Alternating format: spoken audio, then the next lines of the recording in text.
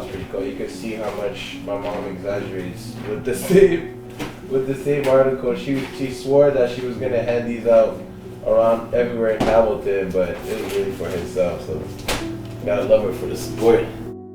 I'm really bad at like organizing stuff like through the wall and everything. So I'm like, you know what? One day I'll get around to it. So just might as well just put it all in one box. This is the first time I really opened it and really started going through it, since I just kind of kept throwing stuff in there every year. Rookie of the year. I think I was the first or second person ever out of Ryerson to win this one. Summer Series.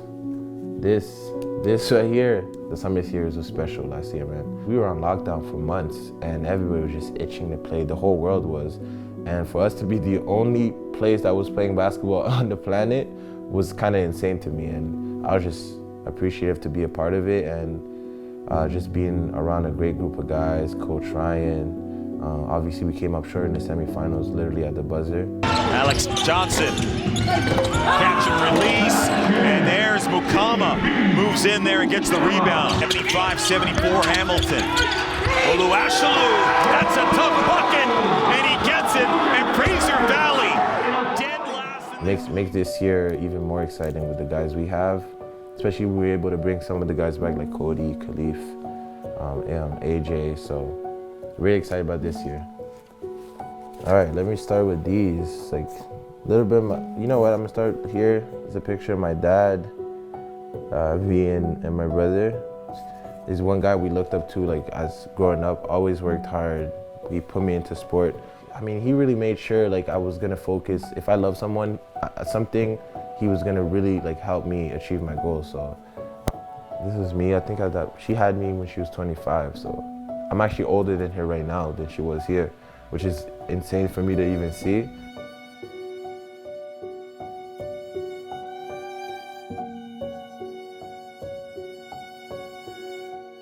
Look, when I see these pictures, this is literally like 2 months or a month after finding out like your family member just died, and I'm looking at this. It's like I'm looking at my dad smile and my mom holding me smiling. It's like as much as like, yeah, this is your first child, you just had like your family just like assassinated essentially.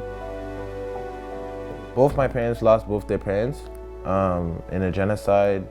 I don't want to like miscount. I know they both lost like multiple siblings. It just speaks on what type of people they were, man. It's like to kind of like put that trauma aside, to make sure that was like I was okay and I was healthy and I was gonna be happy. It speaks on why I am the way I am. I mean, if they're able to go through something like that, I mean, there's nothing I can't go through.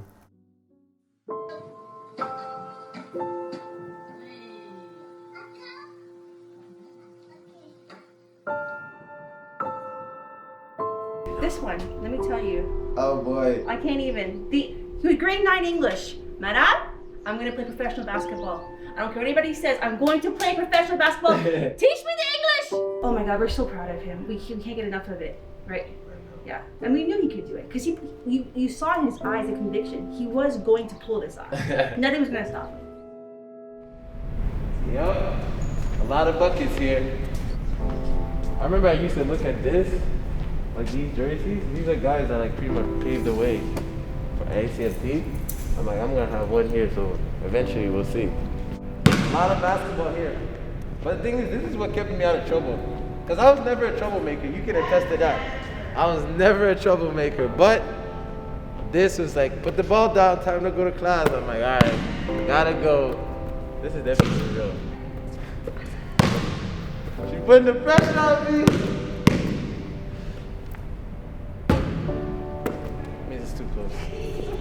This is too close.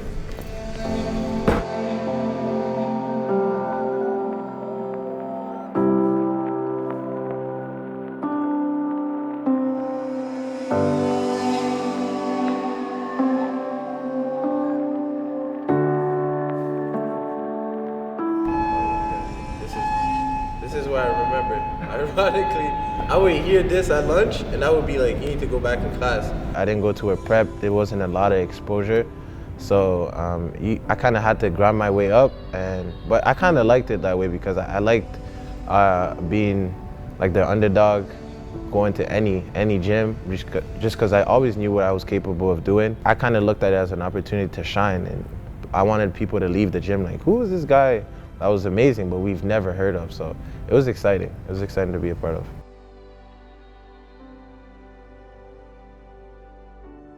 Like CEBL is fairly new, a new league, and Hamilton obviously having a team, it was a no-brainer for me to play here. I mean, it's home. Even being back here at home, this is the most I've spent home in about 10 years. So being home for the summer, it feels good, and obviously to play basketball in front of kids that weren't even watching basketball at the time when I was playing in high school because they were like babies and they always heard stories, and now they're literally a couple-minute drive away, they can come watch me play, so it's exciting. I'm excited about it. I met JV back in, I think it was 2018. I had kind of recommended that he come and try out for our 905 team, and I thought he did well in training camp. I was an advocate for him to make the team. He ended up keeping him on as a practice player before he ended up going to Africa, and to see his growth even in a short amount of time, in the summer series, and now to come back here for year 2 with us, I think it's been fun to see just his growth from year to year, and I think he's just scratching the surface.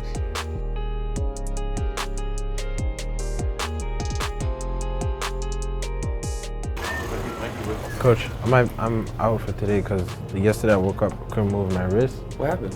I think it's that's the only explanation I have. You like tried to take a charge? Like those two, like the way I landed. Yeah. I woke up at night, I couldn't, like I was like stiff. I'm like, don't tell me that shit. So I talked to Schweb. He kind of no, it's okay. Weight. Like I can move like this. It's just this motion right here is sore. So I'm taking one day off and then tomorrow just. Okay. I thought you were saving yourself because you were on camera today. No, hell no. That's when I want to be on camera. He was actually voted one of our captains in training camp. We asked the team, we said, look, who represents these characteristics the best that you guys have seen both on and off the court, and JV was one of the 3 guys that were voted captain. Yeah. Good job, Cody. Run out. Good, Cody. Yeah, AJ. Way to put pressure. I think the biggest thing I want to do every year is be an impact player, not just on the court, but off the court. I'm looking at this team, we're the youngest team in the league, so I knew there was going to be, it could go the left or it could go right. I know the system, I know what coach wants. I want to be that second voice on the court because it's hard to keep up with everything the coach says. And sometimes players get tired, they need to hear a second voice. So as long as I know the plan and I can just put my arm around any of the players and be like, hey, let's do this, and it gets fixed right away. And this group been amazing letting me do that. Stronger because you skinny up. No one can get over Joel by just being low. It's not gonna happen. Just skinny up, go over, and that's it. It starts with what we just did today. I will come back in tomorrow, a little shorter, same focus, same intensity as we gear up to get ready for Friday. Yeah, I do. So we break on the baseline with Schweb. What we got? Yo, who got Kevin? Family on 3. Are we not doing that? 1, 2, 3, family! Yeah, bro! You're not ready?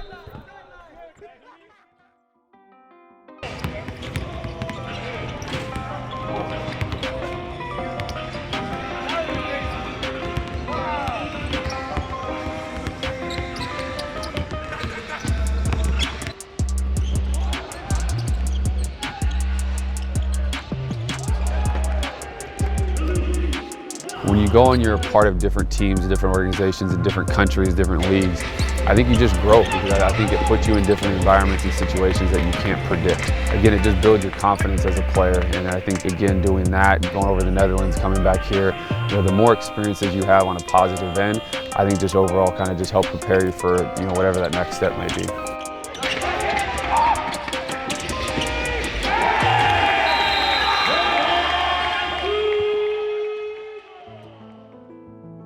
I got a call about this league that's about to start, the BAL, and the qualifiers was in Rwanda. And I went there and I didn't know what to expect because the last time I was there, basketball was irrelevant. I remember being in the change room, we had our first game, and you could hear the crowd just going nuts.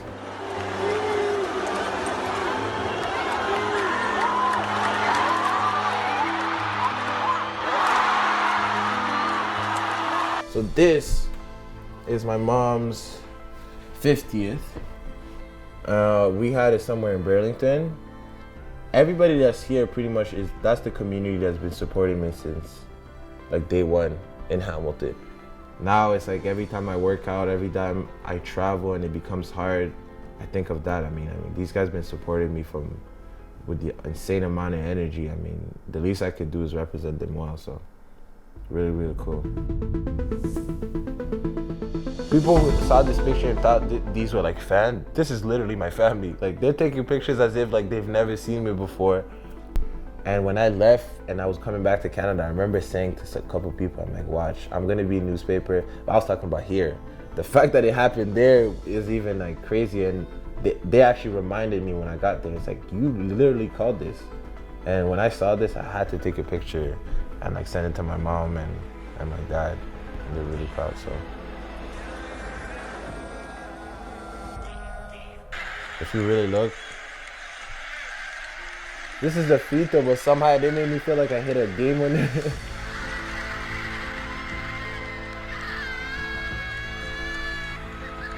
That's one thing I didn't expect when going there. Like after the game, I was signing for like at least 2 hours, and I got it because if I was from Rwanda and they got to see not only a player being that successful, but a player that's from Rwanda, that's Rwandan, I think it just gave him that, because sometimes you just need to put a face.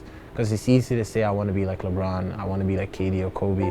Those are easy choices. But sometimes in the back of your mind, it's like, I'm not in the States, I'm not in Canada. So for them to be like, he actually went to school here too, and he still was that successful, I think it would be selfish for me not to do that.